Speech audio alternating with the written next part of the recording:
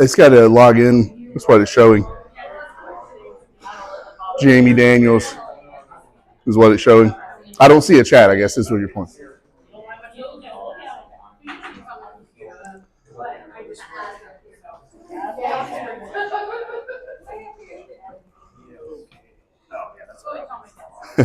That should not be there. This should be right there. Why would you do that?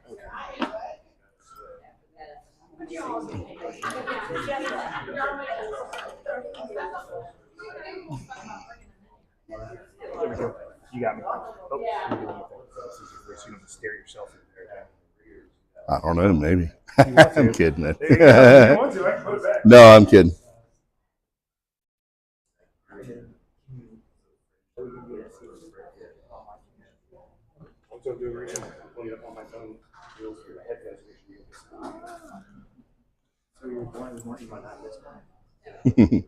Is it connected? I got to click over here. Okay. Go back one. Now you should be good. Yep, that works.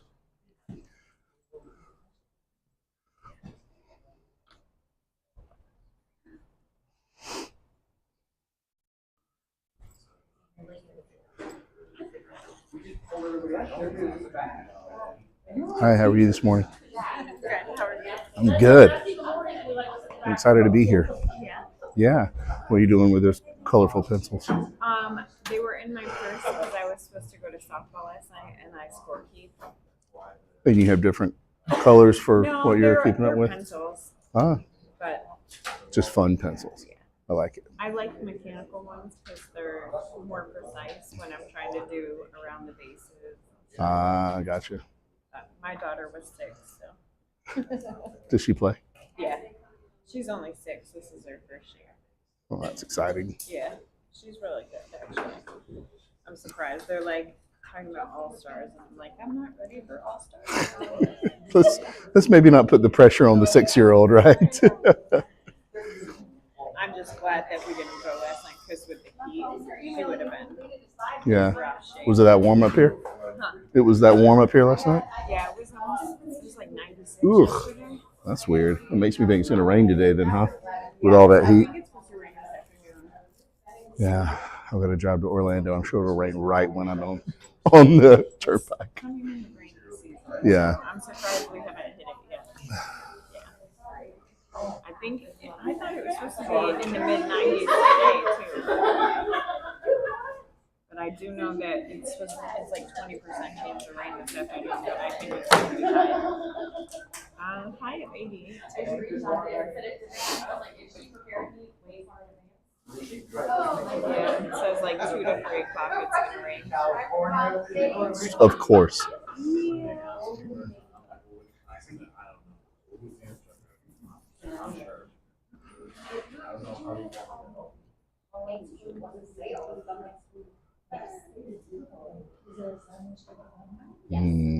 Look at that. Wow. Yeah. The red Trying to blob. see. It was mostly up here, but then right around 3 o'clock it goes right down towards Orlando. Of course it It's all does. this morning. Well, I'll have to get the hell out of here quick. And then one, Maybe I can beat it. 2, Yeah, there it and is. there it goes. Of course.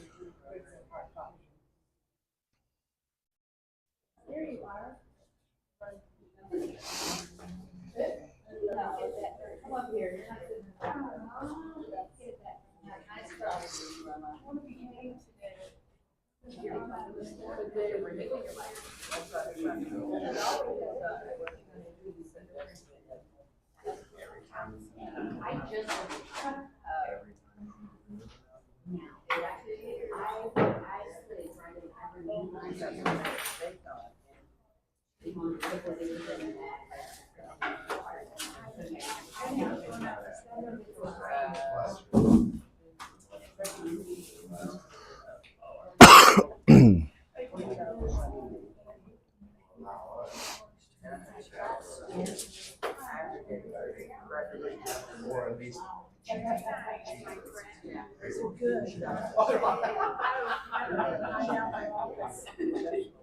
you're welcome.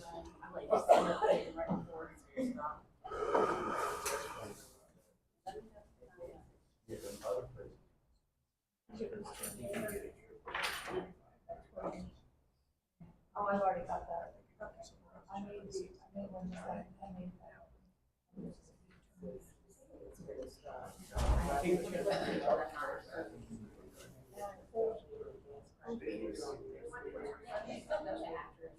I say.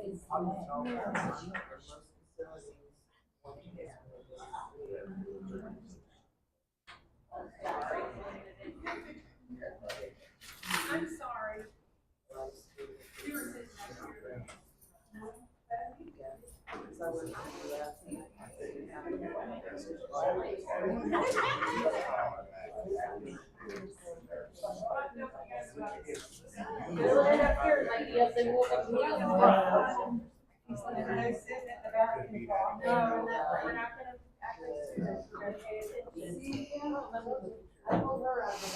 Oh, no. Especially from people like her. Not Jim, Joe. I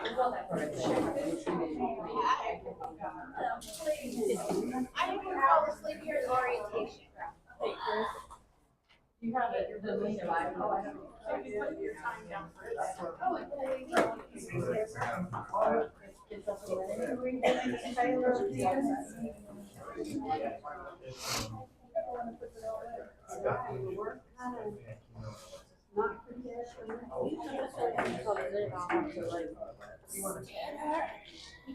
and I'll just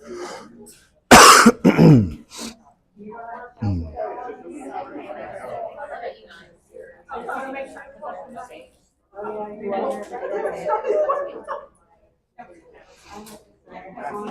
That's good stuff.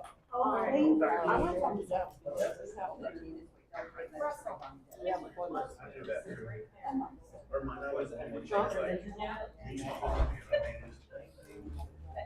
meditate. Outcome.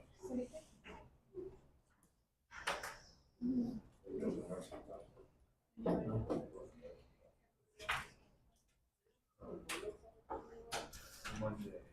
What time?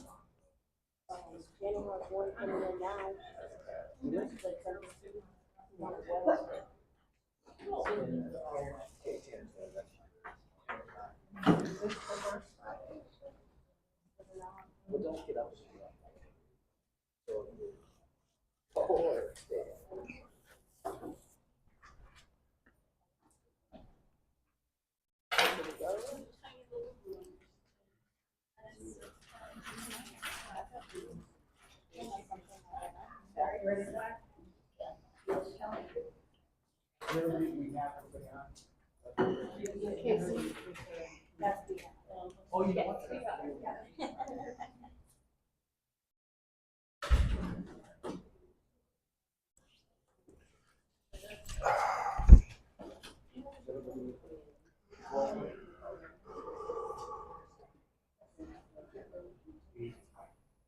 Oh, you know what? You know what?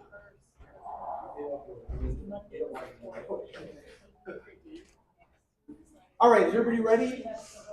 Dr. Gautier? I understand.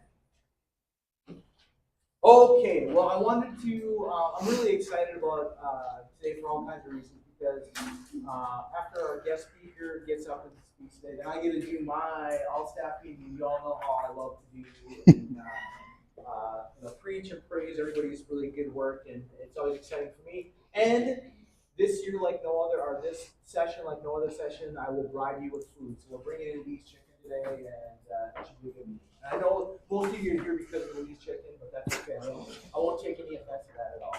But I'm really excited to have an opportunity to introduce you all to Trey Williams. I actually had the opportunity last year at the FAPSI conference to listen to Trey speak, and I was shocked that I could get the opportunity to bring him in and talk to you all as well. So that was, I think we're really lucky to have him here. But let me introduce him a little bit. So Trey is a speaker, author, entrepreneur, and nationally recognized expert in entrepreneurship and business strategy. He has sat at the helm of 2 international brands and has supported thousands of entrepreneurs on their journey to self-employment. Trey holds a degree from the University of Georgia and is a graduate of the prestigious franchise management program at Georgetown University. He has been featured or quoted in numerous publications, including Forbes, Bloomberg, and Franchise Times. In his book, Boss Brain, Trey reveals the shocking truth behind the decline of American entrepreneurship and provides a scientifically proven system to unlock your entrepreneurial instincts so you can leave traditional employment forever. So without further ado, Mr. Trey Williams. I know that may seem like an odd mission for a group of folks who work together as a team in an organization. Our goal is to not get you leave your job today and go start your own business, but there is one aspect about what I normally talk about that applies to everyone independent of your entrepreneurial instincts. So I want to tell you a couple of quick stories before we change slides. So in 2018, there was a big study done in America of 2 million people in the American workforce. That's a big, statistically valid sample set. And what that study found was 70% of the people wanted to quit their job and start their own business. In America, 7% actually has. So there's this tenfold difference between people who are thinking it and people who are doing it. And this is particularly painful for me as a patriotic, red-blooded American to think, well, we're the most entrepreneurial country in the world, right? How could this be possible? Well, we're not the most entrepreneurial country in the world. We actually rank 3rd behind Portugal and Poland for that percentage of people who desire self-employment. But I'll take 3rd. I mean, a bronze medal. It's not terrible, right? That's okay. We can do that. Here's the biggest challenge with what we faced. In the 1940s, post-World War II, entrepreneurship was in the 33 to 34% in America. 1 in 3 people own their own business. Now, virtually every year since then, it has been in decline. In the late 1990s, that number was about 13.5%. In that period, 25 years later, God, it's painful to say because I was in college then, it has been cut in half, down to 7.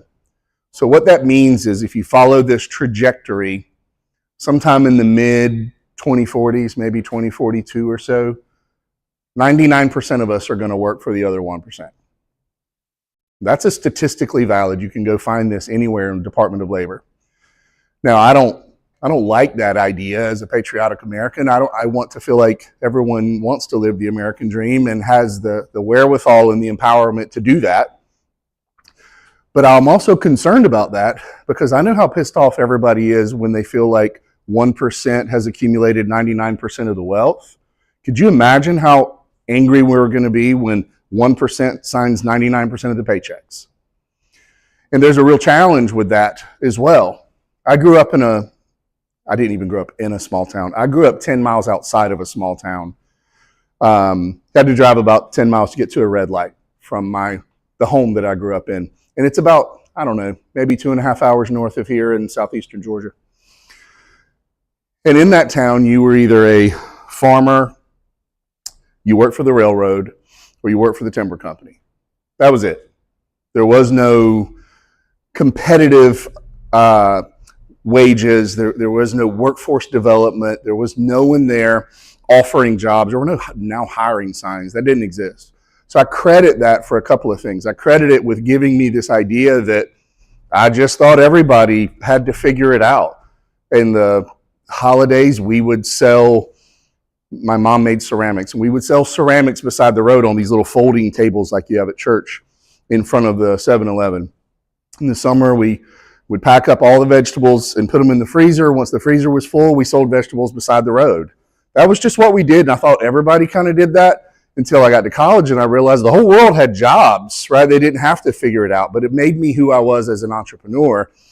But it also, in retrospect, makes me very afraid of the time where 1% may sign 99% of the paychecks because of what I'm about to tell you. I graduated high school with a guy who went to work at the paper mill, and his starting hourly wage was $4 less an hour than his father's, who had been there 20 years. Now, how does that happen? It happens because there is no competition. Paper mill doesn't have to raise wages. What are you going to do? You going to starve? You don't own land, can't be a farmer, right? You're just going to go work for the railroad. Everybody wanted to work for the railroad, right? So the waiting list to get on at the railroad was almost like the mafia controlling the entrance to that opportunity.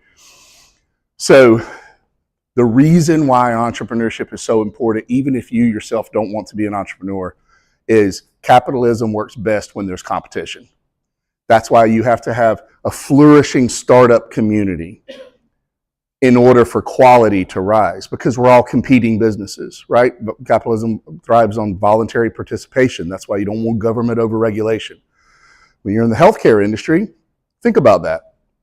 Are the best healthcare facilities the ones that are operated by the government? I see everyone's face, right?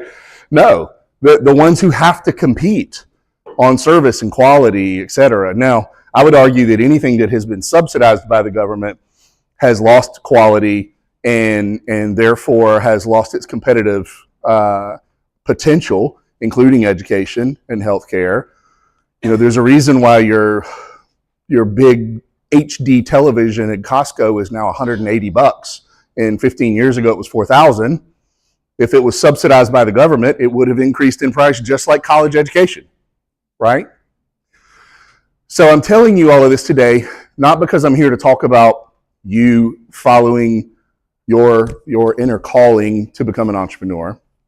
Statistically speaking, 70% of the people in the room do have that. Coincidentally, the word entrepreneur comes from a Sanskrit word that means inner calling, which is kind of cool, I think. But I'm not here to get you to do that. What we're going to talk about today is a subset of the research that I did to write my book. And that subset applies to everybody, independent of what you do, where you go, whether you're self-employed or you work with a team for a small or large company, doesn't matter. I was always a terrible employee, terrible. I just didn't have it within me. And even the times when I was an employee, I hated being there. So part of our self-actualization, right, is following that inner calling. So whatever yours may be, that's not the goal of today. The goal of today is going to talk about one little piece of the framework that I put together in the book that I wrote. What I discovered in the book was that there were these baseline hardwirings that we all have. Have you ever heard the phrase that we are both noble apes and demigods? I don't know, it was like Descartes or somebody that said that. And it's kind of true, because we're capable of just miraculous things, but we're also really subject to these primal instincts that are hardwired into who we are just as a human being. I mean, God made us flawed, and that's how we are, right? And we have to embrace that becoming better and becoming the best version of ourselves is part of the reason why we're on this planet. So let me give you a little small piece of a history lesson. In 1914, the Archduke Franz Ferdinand, who was a prince in Austria-Hungary. So he decided he was going to go to Bosnia. Now, Austria, Bosnia were at odds. At this point, war was probably a foregone conclusion. But he said, I'm going to make the trip. And when he announced he was going, there were all these revolutionaries who immediately said, nope, we don't want that guy in our country. He's our enemy. Don't allow him to come. He got death threats. So he decided to go anyway. So he travels there. He's there a couple of days, and he's going to take a motorcade to the city hall in Sarajevo. So they announce it. He's going to take a motorcade. Here's the route. Should you like to see him as he passes by? They took the convertible top down off the motorcade on the way to the city hall. The streets were lined with people who hated him and did not want him there. In fact, had given him death threats before he had even arrived. I guess such is the hubris of a prince, right? So he goes into this meeting at the city hall in Sarajevo. And on his way out, he jumps into a car and they speed away because they're trying to get away from revolutionaries. And someone tosses a grenade at the car. The car bounces off the convertible top and underneath a police vehicle. 2 policemen were injured. Nobody died from that grenade, but it did not injure him. The limousine driver sped away, trying to get away from the crowd. And instead of saying, let's go directly to the airport or wherever we need to go to get back to Austria, the prince said, no, I'm not leaving. I still have business to do here. So in the process, the limousine driver that was driving took a wrong turn and he went down a dead-end street. And down that dead-end street was a guy named Gavrilo Princip. And Gavrilo Princip was 18 years old and he was a revolutionary. And he pulled a pistol out of his pocket, point blank range, shot the prince twice in the chest and killed him. This is almost always referenced as the quote unquote incident that started World War I. The irony behind all of this is that the prince knew his life was in danger. The prince even got death threats. He was there for days and had grenades hurled at him and then still refused to leave. They published his route. They took the top down off the car. But who do you think got blamed? The driver that took the wrong turn. His name was Leopold Loika. And he was forced to write 3 letters of apology. One to the Austrian emperor, one to the German emperor, and one to the children of the prince. So he was told that it was his fault because he had taken this wrong turn, speeding away from revolutionaries. The problem with that is they may have blamed him, but he certainly wasn't accountable. And the subset that we're going to talk about here today is accountability. And it's one piece of 4 instincts that I talk about in my book. And it doesn't matter whether you want to be an entrepreneur or not. Accountability is important in all of our lives, our children's lives, and for society, right? So in order for him to have been accountable, 3 things would have had to be true. Let's see if I can make this go forward. Chris, can you help me out? There it goes. So Leopold Loika would have had to be in control of the circumstances. He would have had to develop a process to bring about that outcome. And he would have had to overcome any hurdles or adversities in order to see that process through. That's accountability. He had none of those. He just trying to drive away from people with grenades, right? In my book,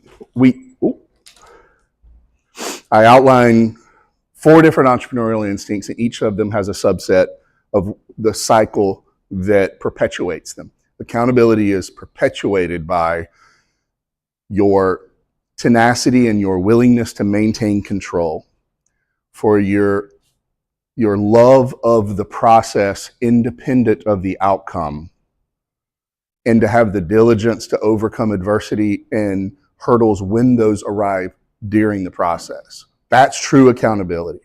I know you've all heard the statement, you're falling in love with the process rather than the prize, right?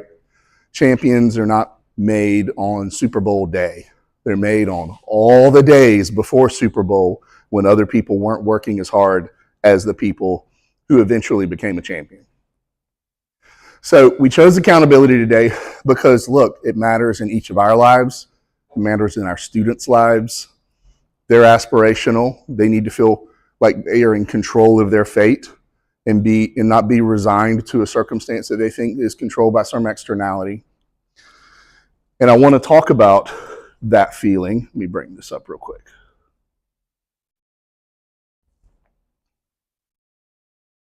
There it is. So, anybody in here ever feel overwhelmed? If you don't raise your hand, then I have to question, right, what's going on in your life? Because the more adequate question for me, or the more apt question would be, when do I not feel that way? And we're going to talk now about how we've created the circumstances that cause us to feel that way. So there was a scientist named Joseph Brady who, in the 50s, did a study that is unfortunate by today's humanitarian standards, but nonetheless occurred and revealed some interesting things. And what Joseph Brady did was he took groups of monkeys and he put them in cages and locked the cages. And the floor underneath their feet had an electric shock to it, but there was a button on the wall. And half of the monkeys could press the button within 20 seconds of a light coming on, and the shock wouldn't occur. And half of the monkeys could press the button within 20 seconds after the light came on, and the shock would still occur, regardless of whether you press the button or not. Which one of those two groups do you think experienced stress and developed ulcers?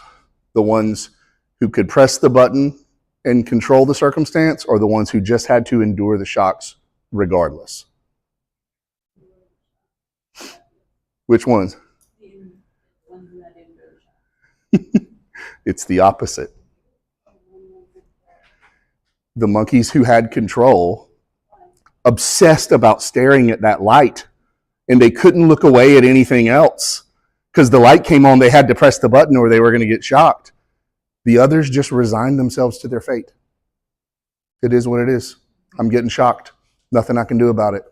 It's crazy, right? It's counterintuitive in every way. Here's the craziest part about it. Joseph Brady, and his lack of ethics, took the locks off the cages.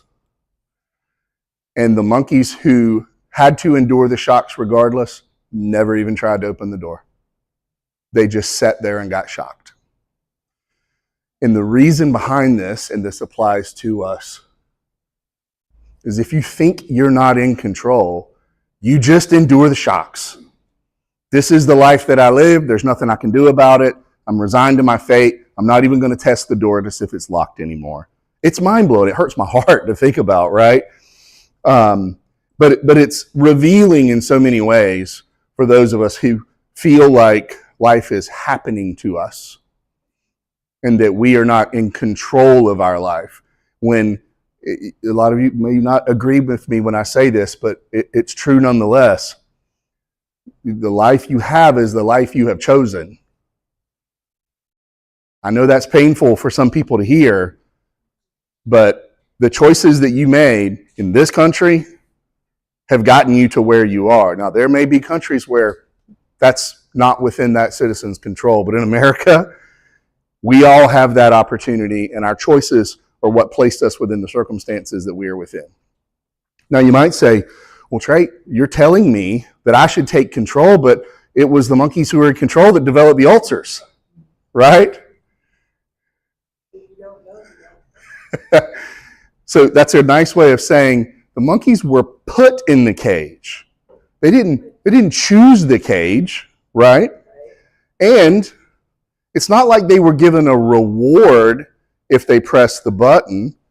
So it was preventative, right? And they had no positive reinforcement for it. Unlike taking control of your circumstances where you can choose that and then enjoy the positive rewards that come from making that choice, because none of us has been put in a cage, even if we feel like maybe we have been, right? The good news for all of us is that the door is never really locked, even if you think it might be, even if it feels like it might be. You have a good life, is what I'm saying. You just can't move on. And like I tell the students, if you didn't do well on a test, that's okay. There's another test. Absolutely. I have a goldfish mentality with things like that. I am Teflon when it comes to bad things happen all the time. Okay, move on. Right? And that brings up a really good point. So many of us in this process of giving up control of our lives, where we find ourselves with a mortgage to pay and a yard to mow and a car to wash and dishes to do, right? All of these things that we've placed into our lives that chew away of our time. So many of us point at those things as if this is what's keeping me from being in control and doing the things in my life that I really want to do.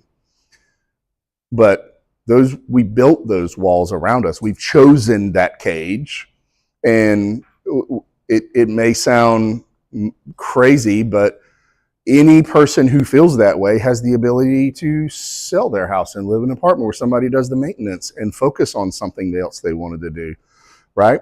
They have the ability to figure out how much time I saved by driving through a car wash than washing mine, and is my time worth more than what I just paid for that car wash? The answer is inevitably yes, by the way. All of your time is worth more than what it takes to wash a car.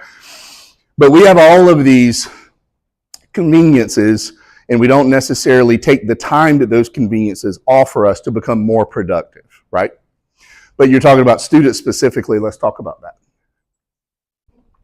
So in the late 90s, there was a psychologist named Carol Dweck. Who knows what Carol did? You guys know about Carol Dweck? It is crazy that this took until 1998 to occur. Carol Dweck did a study where she brought in fifth graders, and they were given a math problem. And it wasn't an easy math problem, but it wasn't the hardest one. They were all told to complete the problem, and then they were all brought back in to look at the results so we could show their work. Half of the students were told, man, you worked really hard at this. I am impressed with how hard you worked on this, and you got really close to being right. Something like that. The other half were told, God, you are brilliant. Like, you are really, really smart. This is crazy. I wish I was that smart. Then they were giving a little harder math problem the second time around. The students who were praised for their effort worked even harder on the second problem, even though that was a really hard math problem, right? They didn't get the first one completely right, but they worked even harder. The students who were told they were brilliant didn't want to do the second problem. Nah, I'm good. It's not worth the effort. I could do it if I want to, but I don't want to. So welcome to the reality that your lack of effort, or a student's lack of effort, is tied directly to their self-perception. If you think you're brilliant, you don't want to risk being wrong on a math problem and discover you're not brilliant, right? So to your point, ma'am, it is move on, but it's hard to if moving on means abandoning your self-perception, right? And protecting who you perceive yourself to be. So there's a scientist named Bernard Weiner who came up with this idea of attribution theory. You guys know what that means? Have you ever heard of attribution theory? So attribution theory is when we judge others based on some internal flaw, but we externalize the things that create those flaws in ourselves. So let me give you a good example. Tara has terrible time management skills. She's always late. I don't have time management skills. The train made me late. See what I mean? It is not my fault. It was the train. But there's something inside her that she just doesn't have good skills. So you're hearing the students say, well, there's too much traffic. Uh-huh. Right. It's true. That's exactly what I'm talking about. So we do this all the time, and this is one of the things that's hardwired into us, and I'm sure you see students do this all the time, is the excuses they make to protect their self-perception that it wasn't their fault, right? And I think they want to believe it's time or it's money or it's the train or if it's the traffic, when the truth is it's us just having terrible time management skills and being unwilling to admit that, right? If you do have terrible time management skills, I'm sorry for picking you out. Yeah, I don't know if you do or don't. I'm just using you as an example. Everyone laugh like maybe you do have terrible time management skills. Okay, good. All right, so I feel better about it. It was between you and Jeff, so I didn't know who to pull out. So so the Bernard Wiener, when he discovered this, I shouldn't say discovered, when he quantified what we all already know, is how we make excuses for ourselves and how that tends to protect our self-perception, is confirmed by what Carol Dweck did in the late 90s. But what Carol Dweck did was she discovered that it could be done with one simple phrase. These kids had never been in this environment before. It was a new kind of test. Everybody was flying up. And all she had to do was just praise them with one sentence, and it dramatically lowered their level of motivation with just one sentence. Now imagine living a lifetime of that. I'm 52. I was raised in an environment where I was told everybody could be president. You could be anything. If you want to be president, you could be president. We all know that's not true, right? But that's what I was told.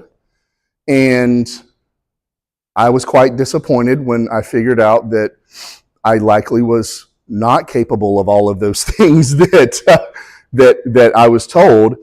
And when I was probably in my late teens and early 20s, I remember when it had a significant effect on my motivation, because the reality of the world was starting to set in, that I wasn't destined to be rich and famous or president or whatever, that life was just going to require work. And if I wanted it, that's what I had to do for it, right? I had to go after that.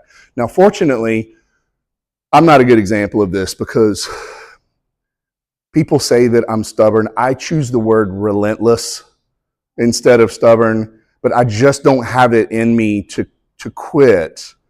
And I know that comes from somewhere that was wired into me by my Creator millennia ago, just like it was wired into you. How do I know that? Because you're here, right? The ancestors who were relentless and figured it out and didn't externalize their tormentors or their circumstances, that has said, no, I'm in control of this, I'm going to figure it out. Those were the ones who survived, and those were your ancestors. The people who said, the world is overwhelming and I'm going to sit in a fetal position and rock back and forth in the corner for a little while, they're not your ancestors because they didn't have kids. So you should be proud to know that every single one of us comes from people who are relentless, absolutely not quitters. They circumnavigated the globe. They crossed oceans with wind. Think about what our ancestors did, which was incredibly hard, when all they really had to do was just stay where they are and find food. That was all that was required of them to survive. Stay where you are and find food. You do that, arguably you live. But that's not what we did. And that's because of the inner calling that is within all of us. So that 70-30% we're talking about, God made us that way for a reason. He didn't make us that way so that we would all stay in the same city and get more and more dense and grow concentrically out gradually, because that's not what happened. Within a few centuries, we circumnavigated the globe, discovered continents that we'd never been on before. Why do we do that? There's no real reason for it. We didn't have to do that. We could have just said, no, I'm going to plant an orchard, sit here and eat apples. I'm good to go. But that's not who we are as a species, and that's why so many of us feel unfulfilled when we give up that control and we resign ourselves to just sit there and take the shocks. So I want to read a story to you, because I never get it right when I try to say it, because it's so much. You should turn the camera off for me putting on glasses. It makes me feel old. So It's so much that I always have to read it because I want to get it right. So in 1876, a 3-year-old boy named George fell out of a tree near his home in Ontario. He had a blood clot in his brain. He lost the use of his right arm and was paralyzed from the waist down. The doctor said he would likely never walk again. George refused to accept that. He turned to exercise to overcome his injuries. And when he was 10 years old, he walked. And 2 years later, when he was 12, he had full mobility. So he went from being paralyzed at the age of 3 to at 12 years old having full mobility. At the age of 12, this would have been a really interesting redemption story, right? Look at what he overcame. Now this kid's doing a great job. And that would have been impressive, but George wasn't really done. He continued training, and he fell in love with distance running. He attended the University of Toronto, joined the track team, dominated the half mile and mile. He set the university's 1-mile record in 1892, clocking a time that was only a few seconds short of the then world record. This kid who was paralyzed from the waist down, remember? Listen to this. He makes me feel wholly inadequate, by the way. Listen to this. George won 17 national titles in the United States, 7 in Canada, 1 in the United Kingdom. He won the U.S. 1-mile championship 6 times, the 2-mile steeplechase 7 times, the cross country twice, and the 5-mile run and 10-mile run. Still missing the use of his right arm. He introduced ice hockey to Philadelphia. He captained the first team there. He went on to compete in the 1900 Summer Olympics in Paris. He contracted an intestinal virus, by the way, the day before, and he still won a bronze medal in the 400-meter hurdles. Less than an hour later, George won the gold medal and set a world record for the 2,500-meter steeplechase. I'm not done. Listen to this. He placed 5th in the 4,000-meter steeplechase, and the next day, while still dehydrated from his stomach bug, he was the first Canadian and the first disabled athlete to win an Olympic gold medal.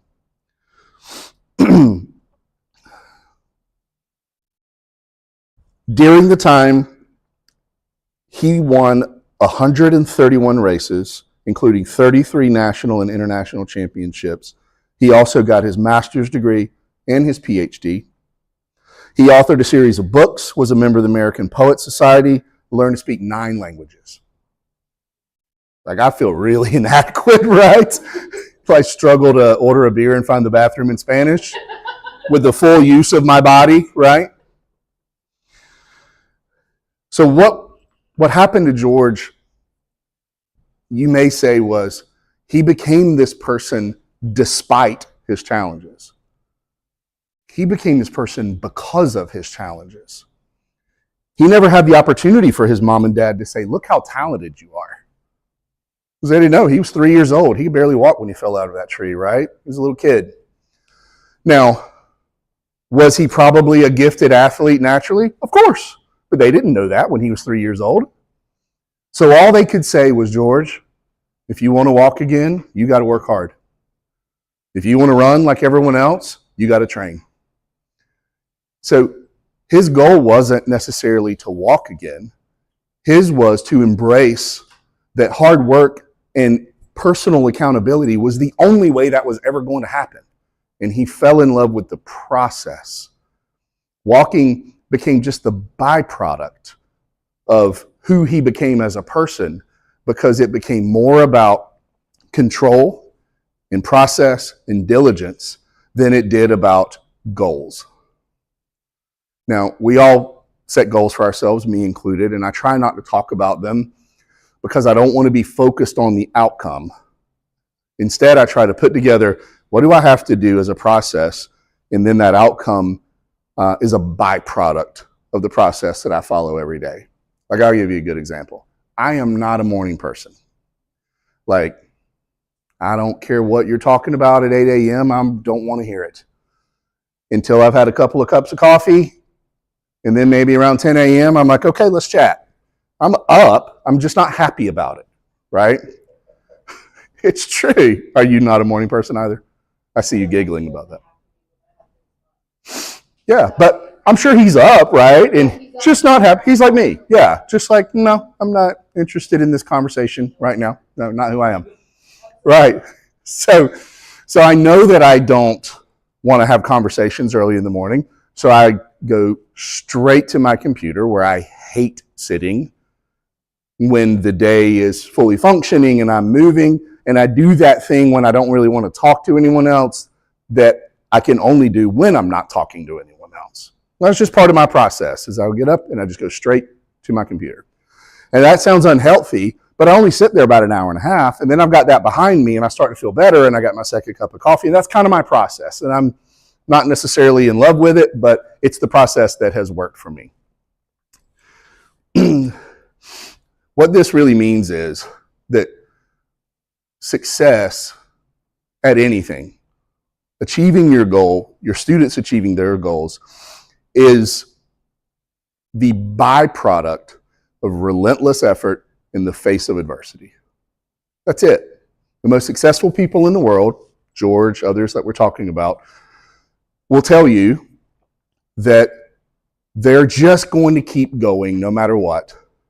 And success happened, but even when it happened, they didn't stop. They just kept going. And that relentlessness in the face of adversity is what got us all here on this continent a couple hundred years ago, right? 400 years ago or so, which what made us in 200 years the most powerful nation in history is every one of us has this wired into us where we feel like we are capable and meant for things that are much more than where we are, no matter what it is we are doing. That's why successful people don't retire and just go sit on an island and sip a Mai Tai. They just keep going. It's because no matter where they are in that circumstance, they feel like they were meant and capable for more. So how do we relate this to, I forgot to click. How do we relate this in your everyday lives with the students that you guys serve? I'm sure that you hold your students accountable for their punctuality, right? For their homework, should it exist, right? For their attention to detail during something clinical, for their communication skills, and anything else that's related to the process of becoming whichever program you're talking about teaching them. Because when these students graduate, are you not going to start the same process over again with new students, right? So it is the process.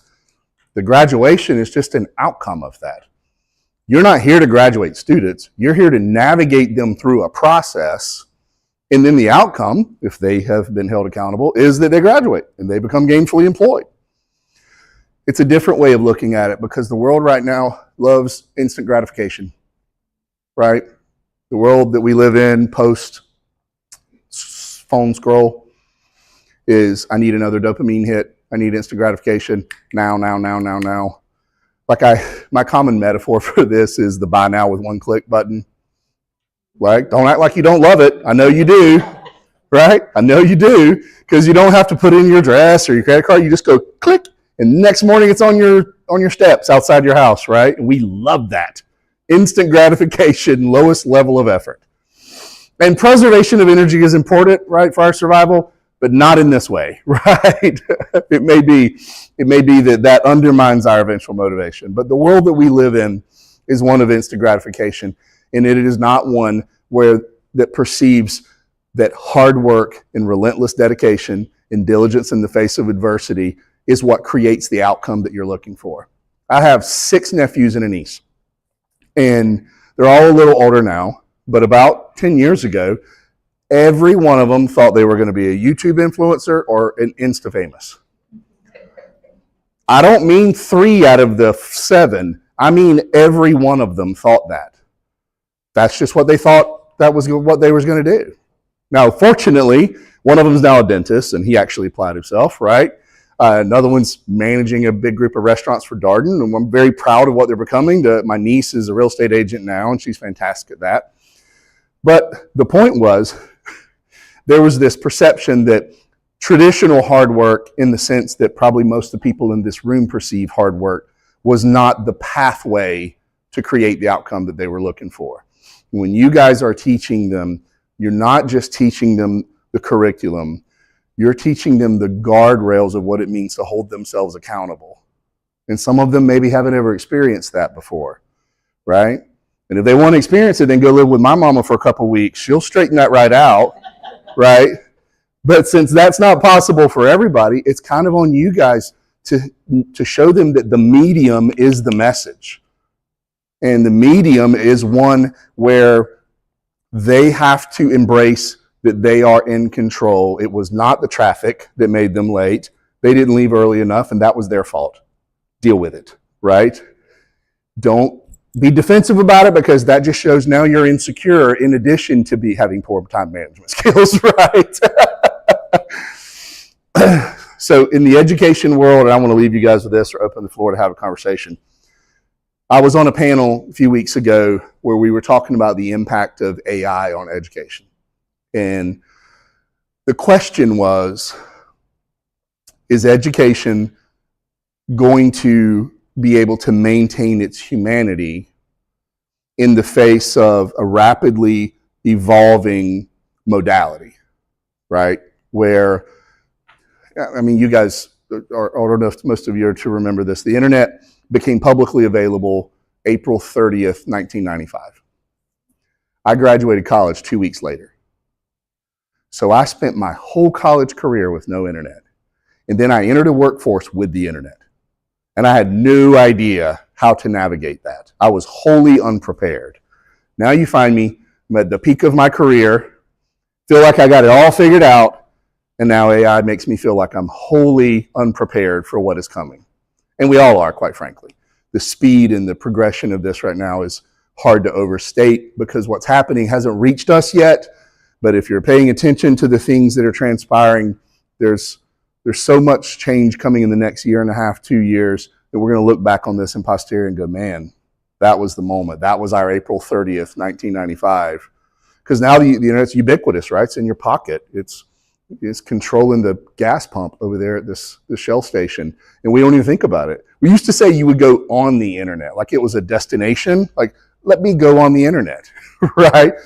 And people say that now about AI. They go, well, go ask AI, like it's a thing that you go and you engage with, when eventually it will be woven through the fabric of society, just like the internet is now, and it will exist everywhere around you. Now, I don't know how comfortable I am with that, quite honestly. My ChatGPT knows me a little too well. It does. The other day it said something like, I think considering who you are, this would be your best choice. And I'm like, what the hell does that mean? Right? Right? I was like, I need you to explain yourself on that one, right? But I felt judged. How about that? But that's what's going to happen to all of us.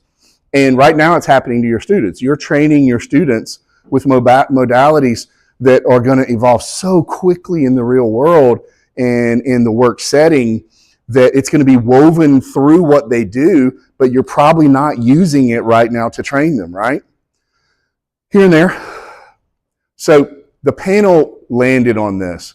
It was less important for us to figure out how to move at the speed that AI is moving with, and more important for us to figure out the timeless things that make us special and precious and who we are, and don't lose those things, right?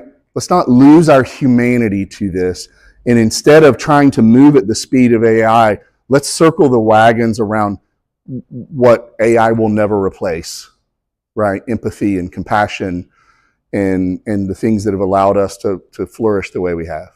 So I don't want to preach at you anymore, but I'd love to have, I'm not a presenter, I love conversation. So if any of you have questions about the book that I mentioned or about my theories on this, you could scan that if you'd like to go on Amazon to buy one. But I would love to have a a conversation with you if you'd like to have a conversation now. Nobody wants to talk to me? Let me ask you this. You guys have tripled in size in the past. How long did it take to do that? To go from 100 to 300 and some odd? Oh, 5 years. That's quick, right? To triple in size. That means your compounded annual growth is like almost vertical. Yeah. So how have you guys been maintaining quality in the face of expanding quantity? Excuse me. It's tough. I mean, that you're hitting on the head. I mean, I think a lot of the answer is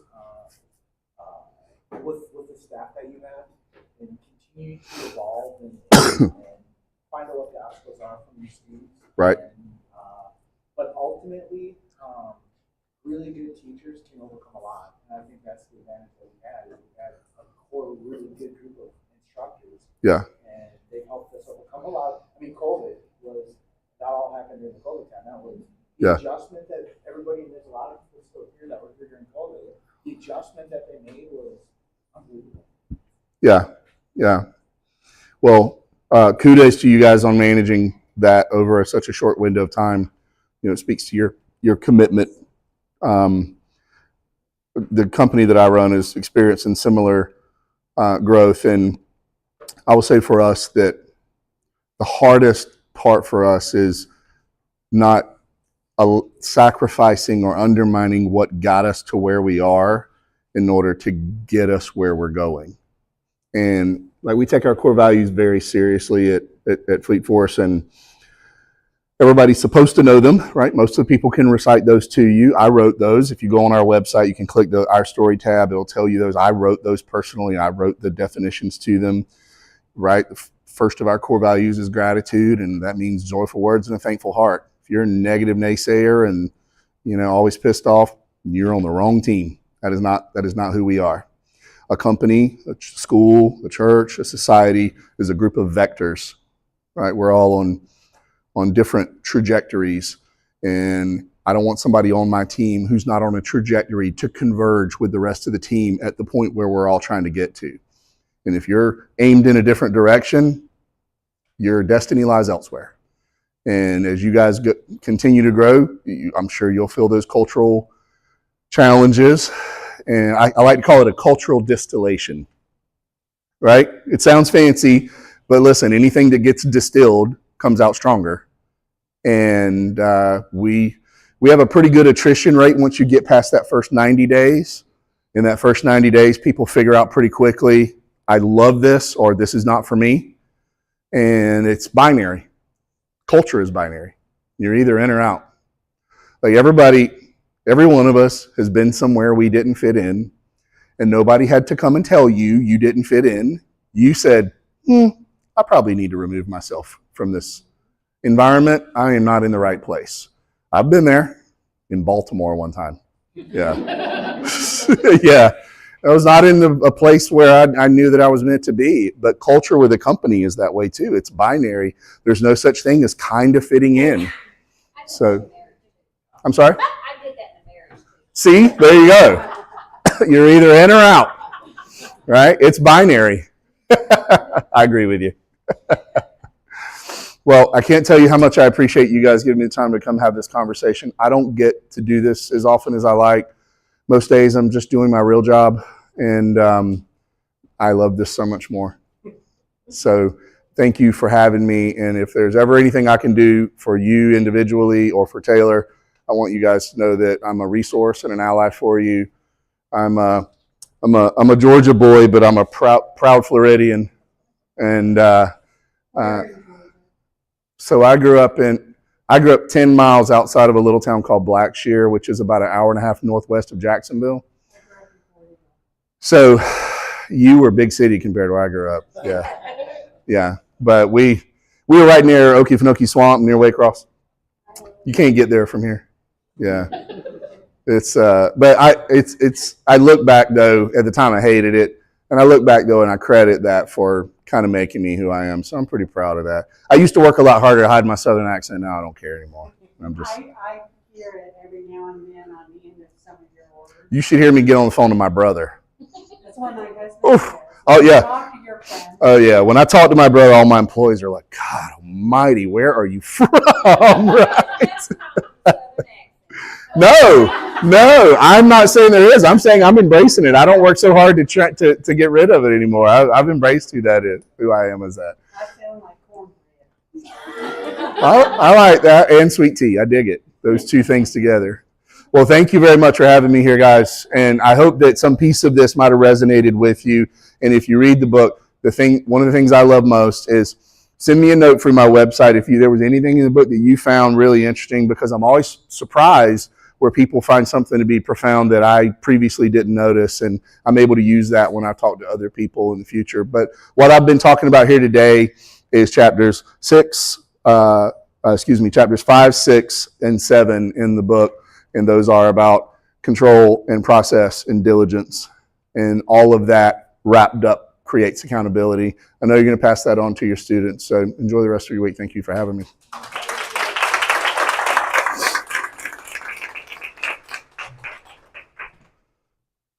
You get my stuff out of your way here, man.